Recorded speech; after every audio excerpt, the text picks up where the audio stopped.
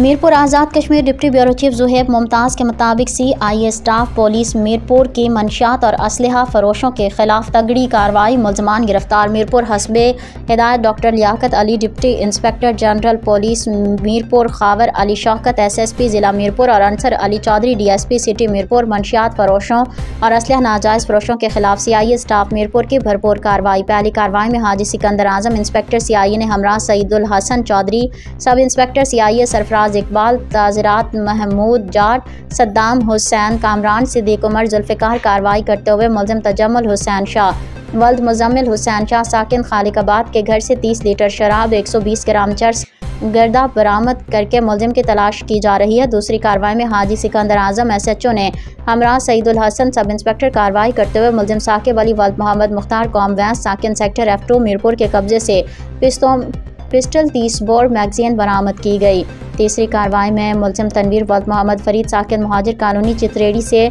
Ice 60 ग्राम बरामद करके और मुलजमान को गिरफ्तार करके मजीद तफ्तीश शुरू कर दी गई है। उधर अवामी हलकों ने पुलिस की कारकर्दगी को खूब सराहा है।